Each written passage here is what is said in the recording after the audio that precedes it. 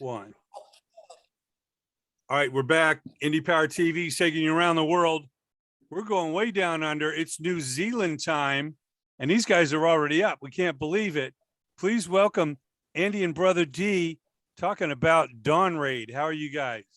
What's up, brother? Thank you very much for having us. Oh, it's our pleasure, man. Please give us a little backstory. I know, like I say, we got a soft spot for the indie labels, the entrepreneurs, the artists that understand that a bigger label isn't always better. And you guys have built something very special, and the documentary shows it. Give us a little backstory, how you guys came together and how this label grew into what we got here on the doc. Thanks, man. Thanks for having us, IndiePower. Yeah, we're a true independent label in the model of, Motown Records, Stax Records, specifically hip hop indie labels like Loud, Def Jam, No Limit, Rap a Lot from Houston. But right across the board, like we love Sub Pop, and we just love the indie hustle. And I think when we first came in the music industry as Polynesians, as Samoans and Māori from New Zealand, we wanted to own our masters and we wanted to be in control of our destiny. So I guess we searched out that indie model, and we also were at business school, so we learned about it before we launched. We truly wanted to be 100% independent, right, Dee? Absolutely. And, the other big thing you'll see that, as Polynesian and as Māori, we really try to learn about owning our own masters, especially in the music game. So being indie is probably one of the biggest things that we could ever do. So, yeah. Well, yeah, a lot of people, in the old model, we're trying to get an advance. They thought getting a record deal was like winning the lottery. Give me some money, and they took whatever advance they could get. And then years later, if they were successful, they regretted it. Yes. And if they weren't successful, they realized they really didn't have much stake in it. They had sold out before they even got in. So it was really, it's harder to do it independent, to maintain ownership. Everybody wants to give you a little money and get you out of the way, but it's really ultimately, like you say, the great indie labels from America are Motown and A&M and Island Records, and of course Def Jam, and into Interscope and all that. And yeah, they all aligned with majors, but they, until they got bought out or whatever situation they were in, a company like A&M Records, they were based right here in the middle of Hollywood and had huge worldwide successful artists. And Casablanca. Same with Island. Island had Bob Marley and U2 and Traffic and We Are Tribe, a big favorite of ours. Yeah. So brothers. Yeah. So tell us about how long the label has been running and how you guys have adapted, with the changes with technology and, with the business side of it.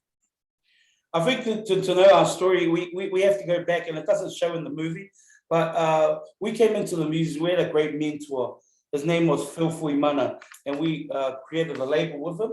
And so with Phil, his brother Paulie, OMC, which had a song "How Bizarre," went around the world, number one in 11 different countries.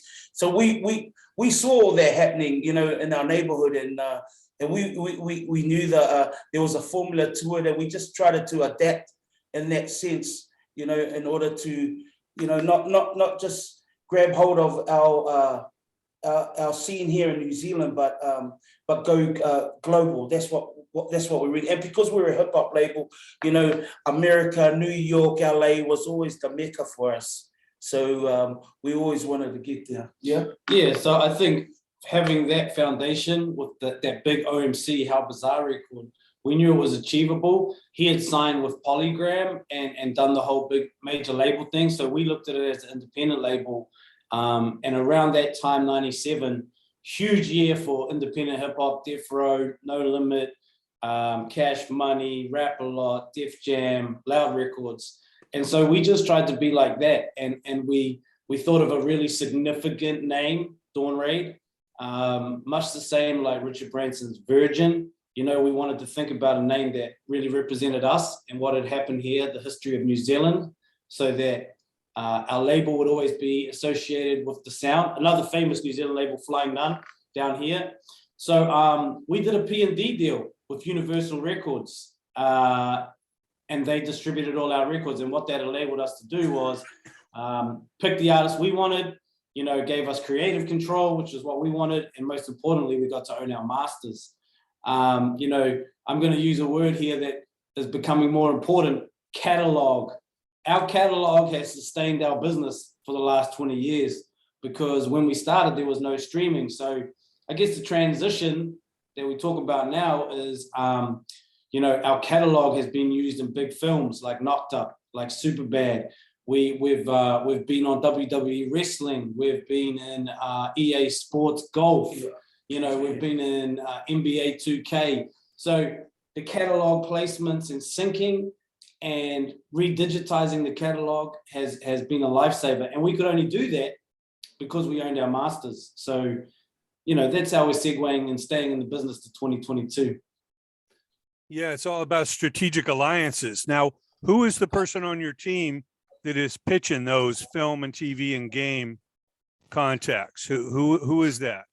So we have a number of people. I guess me and Dee together come up with our biggest hits. Like, you know, as the executive producers of all of those hit records, you know, we have a great ear. Definitely Dee has a great ear for what we know works. And then we have partners. So we had Universal Publishing in Australia, and we had Duck Down Records in New York, who were a big indie movement that, you know, Black Moon, Smith & Wesson, Sean P, Talib Kweli. Shut up.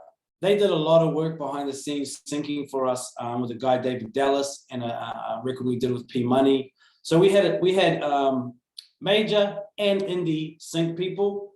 Plus we pushed it ourselves. Like if you watch the movie, we made indie publishing discs and we serviced it to all the film companies, basically saying, hey, we've got American, US standard hip hop, Snoop Dogg, you know, Wu-Tang standard hip hop, but at a cheaper price.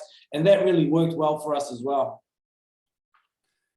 Yeah, well, obviously these days it's about diversifying. So, you know, if you don't have that revenue stream like we used to have with CDs, you got to get it where you can, and the sync licenses and streaming. And as far as the live events, tell us how you guys would make sure your artists would, you know, get out there on the road and put together these festivals and things like that.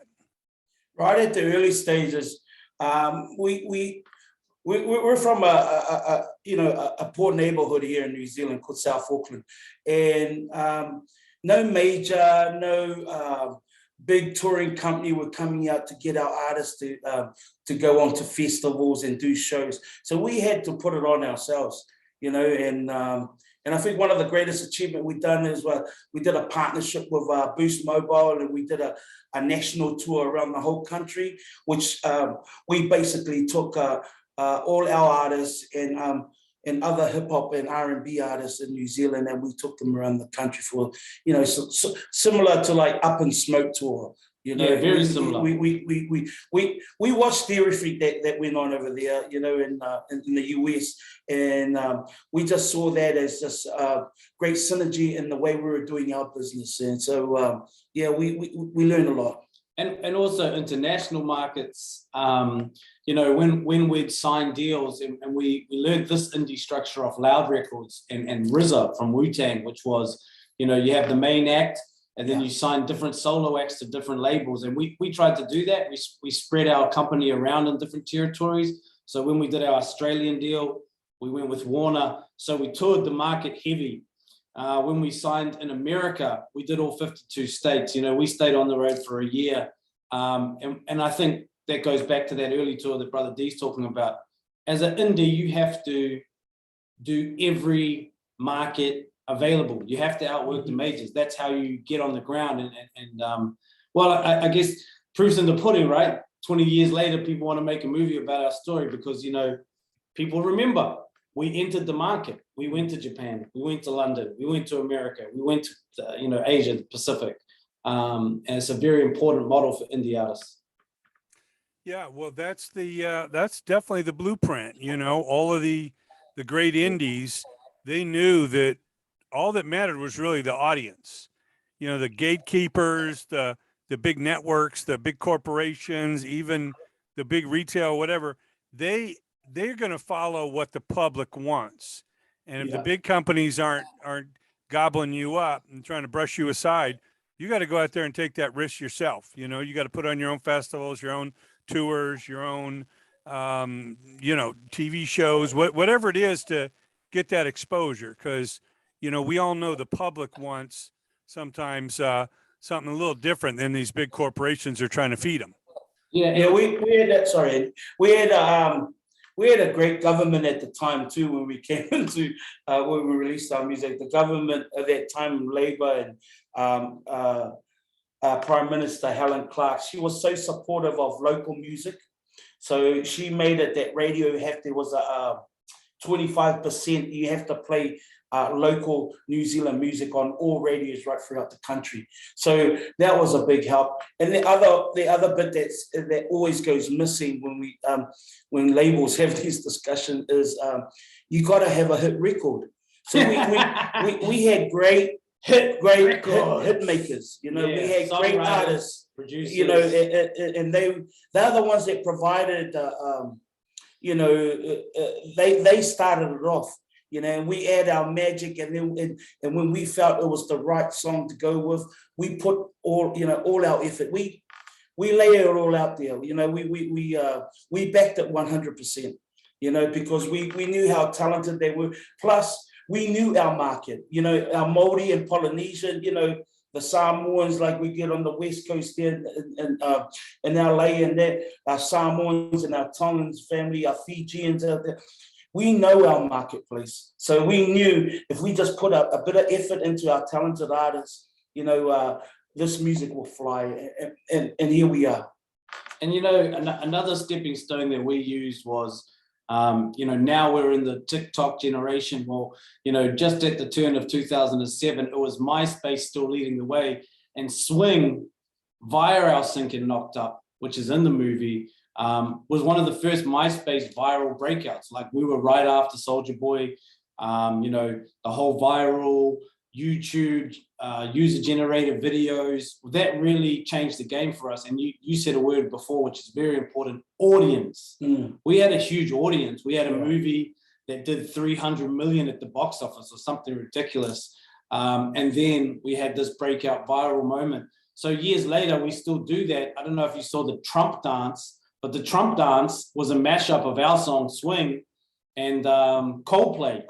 Yeah. I mean, it gets no bigger. It had something like 32 million views of Donald Trump. There's a new one called Couples Challenge, and it's Swing again. So like, our catalog continues to have a life as these new formats and apps like TikTok and Instagram become available. It's new revenue, new audience. Like you said, whole bunch of new kids are learning about Dawn Raid in 2022. It's a beautiful thing.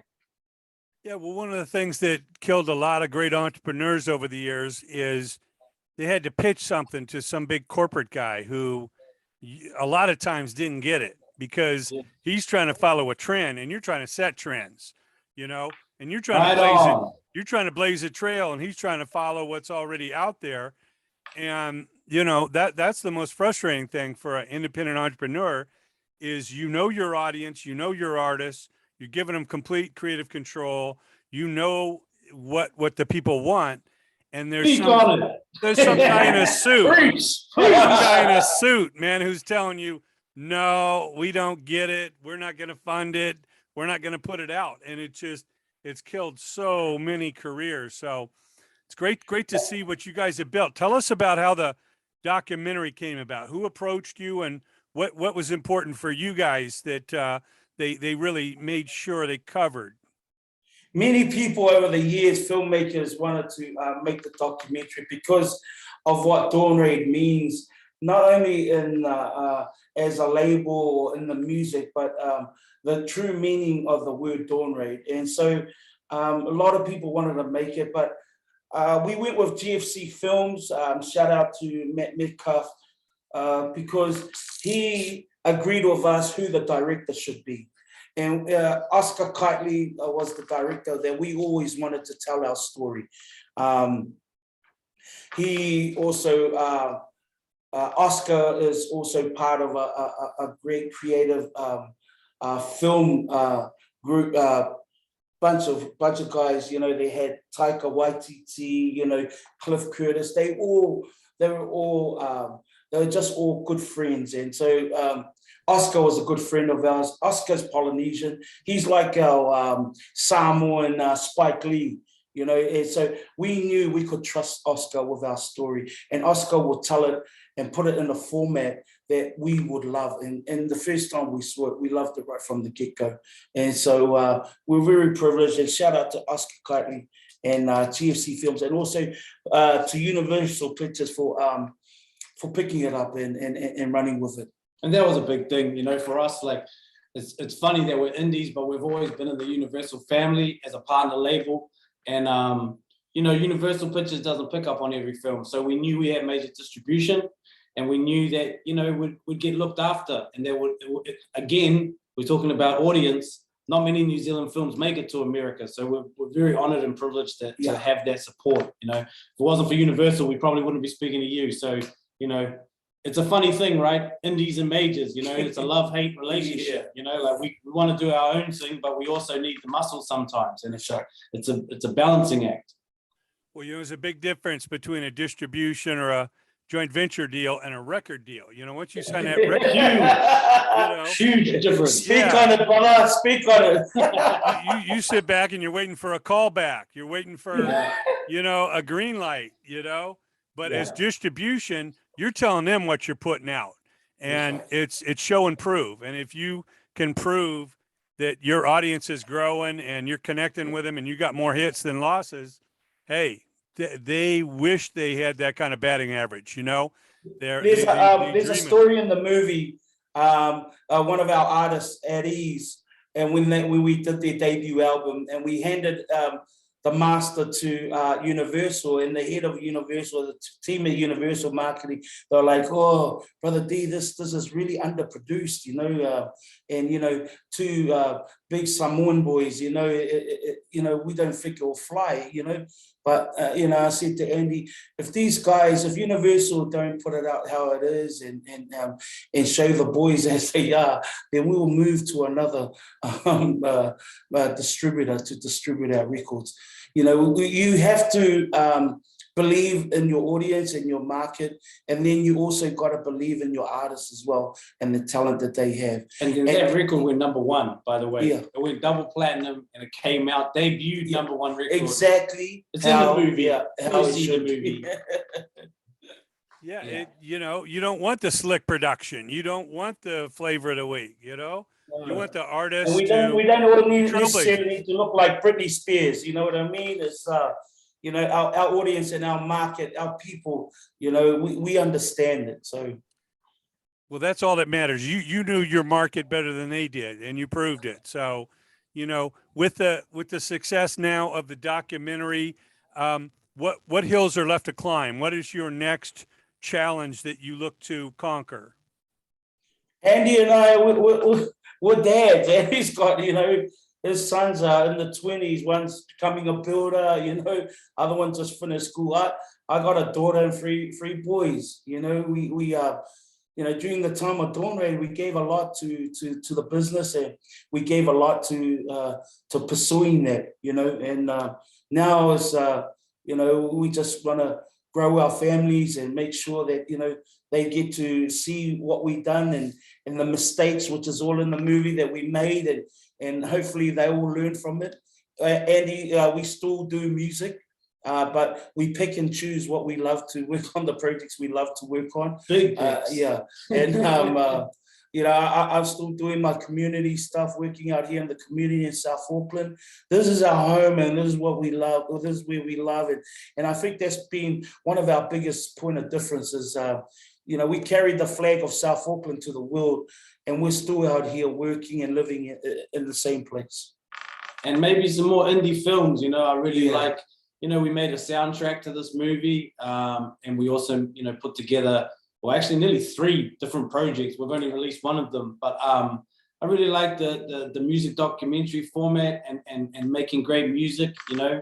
So, you know, that's something we want to look at in the future for our friends like the Puya Tribe guys, some, you know, some indie artists. There's some other amazing hip hop American labels that were below the radar, like Black Market Records out in Sacramento, and Heavy Management and Baby Bash. Shout out to Bash. the Screw Records guys. Like, there's some absolutely gem stories that need to be made. So, you know, I won't say any more, otherwise someone might steal my idea. But, you know, we always hustling, man. It's the independent spirit. We can't stop. We still own, you know, part of the catalog, and you know, we're still active management like that. So we're just happy the movie's out, bro. You know, really happy that gets to see the audience, because at the end of the day, we took an American art form, hip hop, we took an American culture and fitted it to fit New Zealand and Polynesia. So we're just super happy, man. And in LA, we have a lot of our Polynesian brothers and sisters independently, you know, pushing it.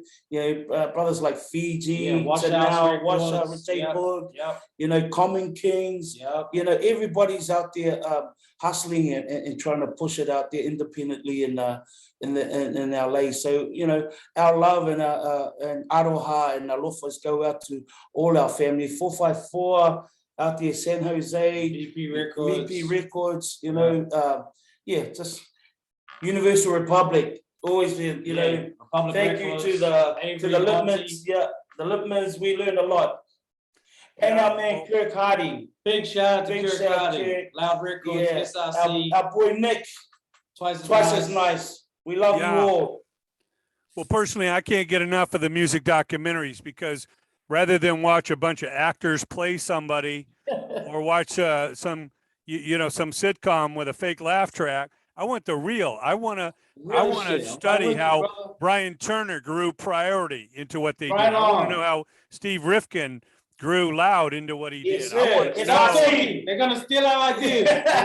I'll talk to you after this. Yeah. No, it's you know, the real. You can always learn something, not only from their success, but you can learn something from their trials and tribulations they had to go through. You know, I know when Priority got the letter from the FBI about, you know, F the police. We got that too. Yeah, some people in the company were nervous. They're like, "Oh my God, we got the FBI watching us." Brian Turner said, "That's the greatest thing in the world. We're going to sell millions."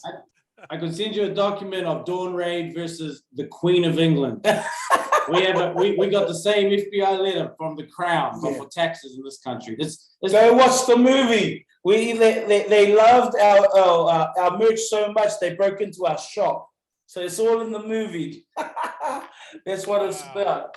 Well, you know that with the advent of the internet and streaming, the downside is anybody with a cell phone or a laptop can make and put out music. So the glut of artists is overwhelming, but the opportunities are there. What advice do you have to young entrepreneurs, as you were in a younger state, to grow their own empire and bet on themselves? Yeah, I think the biggest thing they can do is educate themselves. You know, you just hit it on the head. Anyone with just a phone can make music. That doesn't mean it's good music. I think if you're really, really going to do this as a passion, you should look at the people that went before you, the Brian Turners, the Priority Records, the Dawn Raids, the Rap-A-Lots, the No Limits, you know, whatever genre you're in, go look who went before you and just do some study, you know, just research, because it's, you know, people are going in blind. You really got to educate yourself. Plus, long-term plan. It's got to be 5 years minimum. It's got to be 5 to 10 year vision. You can't go into this business with a 1 year plan or a 2 year plan. It just doesn't flow like that. And be fluid and be liquid and be ready to learn and teachable. Because you got to have the ego too. You got to have that ambition. You got to have that artistry. But if you don't have the knowledge, it's going to be a hard show. And you got to perfect your craft too. You know what I mean? You got to look at artists like Andy said. You know, points of reference. You know, the game. You know, he studied albums before he wrote an album. You know, and that's what you have to do. You got to perfect. You got to study the greats. You got to perfect your craft, whatever subgenre you're into or you're doing it independently. Go and have a look before you start writing anything. Learn. learn about it, you know, learn your history. Bob Marley said, know your past to know your future, and that's what you got to do, you know. So yeah, big up. That was a good one, D. Well, Thank you. yeah, no, those are great words of encouragement, and there's no excuses because to do research has never been easier with Google, YouTube, Right and on. Spotify. You can go And tap into those who are really doing it around, you know, those who had independent labels, you know, those who are doing it independently, you know, there's forums, there's, you know, you can ask questions, you know, social media allows you to DM people to, you know, and ask those questions. Don't be shy. And like Andy said, it's a long-term game, you know, you have to have a long-term view on all this. Minimum 5 years has to be. Yeah, there's no get rich quick. It is definitely, if you love it, it's not really work. As you guys probably know, it's your life. It's not work. Work is going to do 100%. construction or something you hate to do just for the money. Yeah. Well, our congratulations to you. Our guests have been Andy and Brother D, Dawn Raid Entertainment. You see it right behind them. The movie is out. Please go check it out. Find out online how you can see it, and please support these guys. We love the indie spirit and wish you guys the best of luck in the future. And, you know, thanks for joining us here on Indie Power. Thank you very much, INDIEPOWER TV. Much love and much respect to you all. I just really want to give a big shout out to all my Polynesians, my Pacific people who are in your military force.